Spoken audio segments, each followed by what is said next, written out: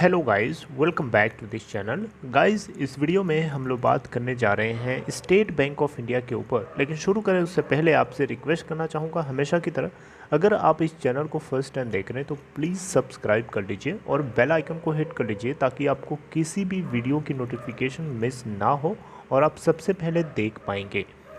तो देखिए, state bank of India के क्वार्टर 4 के नतीजे आपको पता है आ चुके हैं। मैं थोड़ा सा 1-2 दिन लेट आपसे अपडेट कर रहा हूँ, लेकिन इसका मतलब ये नहीं कि मैं उसको छोड़ दूंगा, बिल्कुल नहीं। सबसे पहले हम देखते हैं कि फ्राइडे को क्या इसके अंदर सिचुएशन रही। देखिए, फ्राइडे को जैसे ही रिज़ल्ट की खबर आती है, इसके अंदर आपको तुरंत आग लगी हुई दिखाई देती है। आप देख सकते हैं रिज़ल्ट के आने के बाद की ये खबर के बाद की ये पैटर्न है। आप देख सकते हैं इसके पीछे की वजह क्या है। इसके पीछे की वजह है कि क्वार्टर 4 की अर्निंग्स जो निकल के आई हैं स्टेट बैंक ऑफ इंडिया के लिए, वो जितने भी एनालिस्ट्स बैठे हुए थे मार्केट में, इनकी जो एक्सपेक्टेशन थी ना, उन सभी एक्सपेक्टेशंस को पार करके बहुत ऊपर निकल के आया है। यानी एक्सपेक्टेशन से बहुत ज़्यादा रिटर्न दिया है प्रॉफिट के जरिए, पीएटी के जरिए, पैट प्रॉफिट आफ्टर टैक्स के जरिए। तो डेफिनेटली प्राइस में तो तेज़ी आएगी ही आएगी। देखिए, 390.00 की ओपन प्राइस के बाद 404.40 का हाई बनाता है और 378.00 का लो भी बनाता है। स्टेट बैंक ऑफ इंडिया का 52 वीक लो है 149.45 का और 52 वीक हाई है 427.70 का। 401.20 के ऊपर क्लोज होता है फाइनली। 4.33% ऊपर है अपने लास्ट क्लोजिंग प्राइस 384.55 के कंपेयर में। 19,28,10,772 टोटल वॉल्यूम ट्रेड करता है, जिसमें से 29.54% की डिलीवरी है। बीएससी के ऊपर 94,16,849 ट्रेड होती हैं क्वांटिटीज, जिसमें से 16.25% की डिलीवरी है। आप देख सकते हैं डिलीवरी का डेटा बहुत कम है। इसका मतलब ये बिल्कुल नहीं है कि इसके अंदर तेज़ी नहीं आएगी, तेज़ी आएगी, लेकिन अभी आपको एक ब्रेकआउट होता हुआ दिखाई दे सकता है। जो आपको तेज़ी दिखाई दे रही है, इस तेज़ी में आपको एक ब्रेकआउट मिलेगा।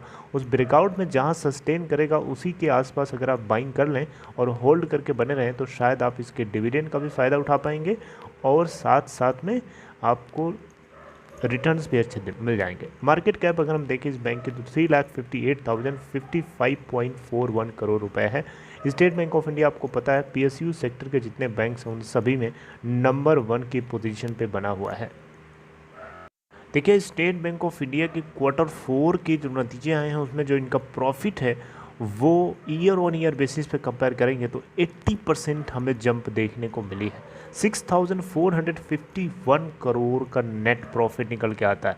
स्टेट बैंक ऑफ इंडिया के नेट प्रॉफिट को अगर हम देखें, यहाँ पे अब देखें ईयर ऑन ईयर बेसिस पे, तो 6,451 करोड़ है, जो कि 80.10% तेज़ी के साथ है। एनालिस्ट की जो राय है उसको बिल्कुल भी ध्वस्त करता हुआ आगे बढ़ गया। अगर हम देखें यहाँ पे तो कंपनी ने यानी बैंक ने नेट प्रॉफिट क्वार्टर 4 के अंदर फिजिकल ईयर 2020 के अंदर यानी पिछले साल 3,581 करोड़ का बुक किया था।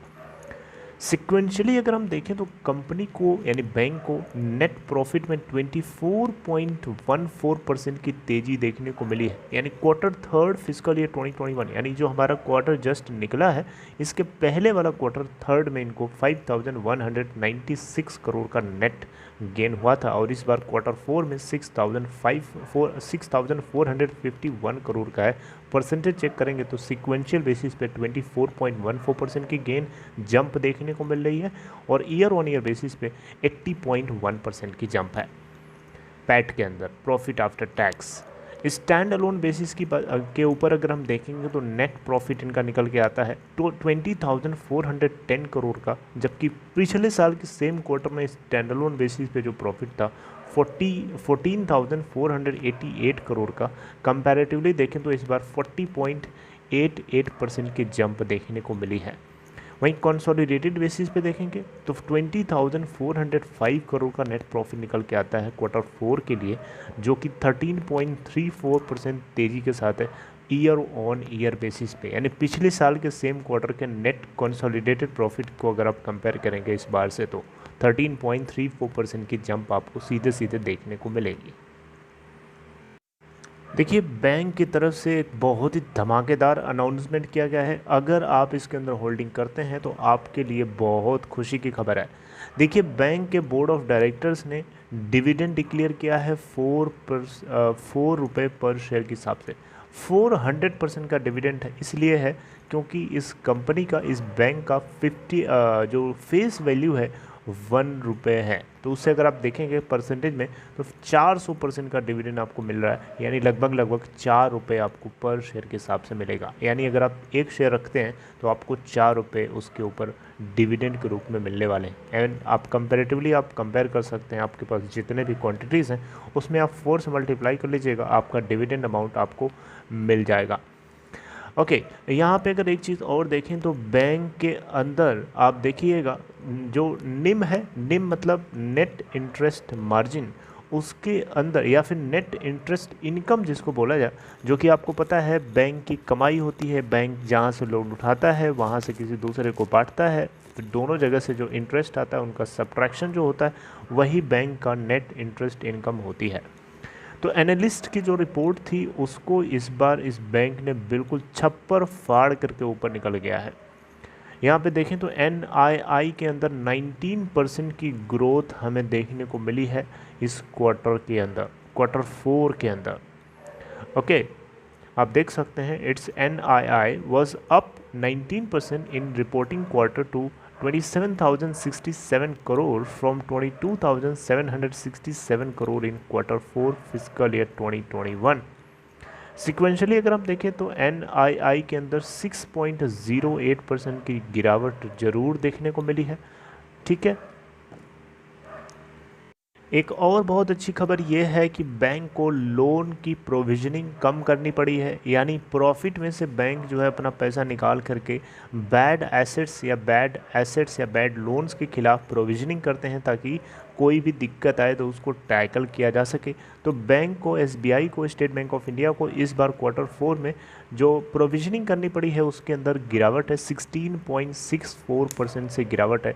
और जो प्रोविजनिंग अमाउंट इस बार का निकल के आया है 9,914 करोड़ रुपए का, जबकि इससे पहले 11,894 करोड़ का इनको प्रोविजनिंग करनी पड़ी थी क्वार्टर 4 फिजिकल ईयर 2020 के अंदर। ईयर ऑन ईयर बेसिस पे मैं कंपेयर कर रहा हूँ। ठीक है, तो आप ये देख सकते हैं एक अच्छी खबर है। यहाँ पे अगर हम देखें प्रोविजनिंग कवरेज रेशियो की यानी PCR की, तो उसमें इम्प्रूवमेंट हुआ है, 87.75% निकल के आता है मार्च क्वार्टर के लिए, जबकि 83.62% हुआ करता था एक साल पहले सेम क्वार्टर में। और बैंक जो है अपने स्ट्रेस्ड लोन्स के ऊपर काफ़ी शार्प बारीकी से नज़र बना के रखे हुए हैं और किसी भी तरीके से एसेट क्वालिटी के अंदर कॉम्प्रोमाइज़ नहीं करना चाहता। और एक चीज़ बात करें वो हो ही नहीं सकता है, एक चीज़ ना बात करें वो हो ही नहीं सकता। मैं किसकी बात कर रहा हूँ आपको समझ में आ गया होगा, मैं NPA की बात कर रहा हूँ, नॉन परफॉर्मिंग एसेट्स की बात कर रहा हूँ। तो देखिए GNPA और NNPA दो तरीके के NPAs होते हैं। पहले हम बात करेंगे GNPA की। तो GNPA के अंदर इनको गिरावट देखने को मिली है, 4.98% निकल के आता है क्वार्टर 4 के लिए, जबकि इससे पहले 6.15% का हुआ करता था same quarter previous year. Sequentially अगर हम देखें यानी क्वार्टर ऑन क्वार्टर बेसिस पे देखेंगे तो इनका परफॉर्मा लेवल जो है 5.44% निकल के आता है क्वार्टर 3 फिजिकल ईयर 2020 यानी दिसंबर क्वार्टर के लिए। अब नेट NPA की बात करें तो 1.50% निकल के आता है, प्रीवियस ईयर के सेम क्वार्टर में 2.23% हुआ करता था। अब देख सकते हैं नेट NPA के अंदर भारी गिरावट है और जो कि बहुत अच्छी खबर है। प्रोफॉर्मा लेवल जो था फिजिकल ईयर 2020 के अंदर, दिसंबर 2020 के अंदर 1.81% का, राइट, यानी क्वार्टर 3 के लिए जो हमारा करंट फिजिकल ईयर जो अभी जस्ट निकला है। अब तो फिजिकल ईयर 2022 स्टार्ट हो गया, इससे पहले वाला जो फिजिकल ईयर 2021 था उसके अंदर क्वार्टर 3 में 1.81 करोड़ का इनको 1.8% का प्रोफॉर्मा लेवल था। एडवांसेस की बात करें तो बैंक को 4.81% का नेट एडवांस में राइज देखने को मिला है, 25.39 ट्रिलियन रुपए फॉर क्वार्टर 4, जबकि इससे पहले मार्च 2020 के क्वार्टर के अंदर 24.22 ट्रिलियन रुपए का नेट एडवांस इनको देखने को मिला था। रिटेल लोन बुक साइज़ की बात करें तो 16.47% के साथ ग्रो करी है, डोमेस्टिक कॉरपोरेट लोन बुक के अंदर थोड़ी सी श्रिंकेज देखने को मिली है 3.02% की। डिपॉजिट्स की बात करें तो बैंक के अंदर 13.56% से ग्रोथ हुई है 36.81 ट्रिलियन रुपए for quarter in physical year 2021। पूरे फिजिकल ईयर की बात हो रही है, यानी 2021 के लिए, 2021 नहीं, basically calendar year 2020 which is called physical year 2020। Capital adequacy ratio की बात करें तो 68 बीपीएस से इम्प्रूव हुआ है, 13.78% निकल के आता है फॉर क्वार्टर 4, जबकि मार्च 2020 के क्वार्टर में यानी पिछले साल के सेम क्वार्टर में 13.06% हुआ करता था। देखिए, कैपिटल के पोजीशन की बात करें तो अभी तो कंफर्टेबल बताई जा रही है, और इंटरनल एक्रूअल्स जो है किसी तरीके का वो बिजनेस की ग्रोथ की टेक केयर करेगा, यानी देखभाल करेगा फिजिकल ईयर 2022 के अंदर, जो कि करंटली हमारा चल रहा है, जिसका फर्स्ट क्वार्टर चल रहा है, आपको पता होगा। और बैंक जो है किसी भी तरीके से कैपिटल को रेज करने की कोशिश करेगा आगे आने वाले टाइम में अपने 81 बॉन्ड्स और टीयर 2 बॉन्ड्स को इम्प्रूव और बेटर से बेटर बनाने के लिए। आपको पता है किसी भी बैंक के लिए जो 81 कैपिटल होती है, 81 बॉन्ड्स के अंदर जो कैपिटल होती है, टीयर 1 कैपिटल जिसको बोलते हैं, वो कैपिटल जो होती है बैंक की कोर इनकम मानी जाती है। और टीयर 2 आपको पता है उसके ठीक ऊपर की इनकम होती है जो बैंक्स की ज़रूरत पड़ने पे यूज़ किया जाता है। तो कोर इनकम को बैंक्स को एक सर्टेन लेवल तक मेंटेन करके रखना बहुत ही ज़्यादा कंपलसरी होता है। अब स्टेट बैंक ऑफ इंडिया के लिए ये चीज़ तो बहुत ज़रूरी है, लेकिन स्टेट बैंक ऑफ इंडिया को बताने की ज़रूरत नहीं है, ना ही किसी को सजेस्ट करने की ज़रूरत है।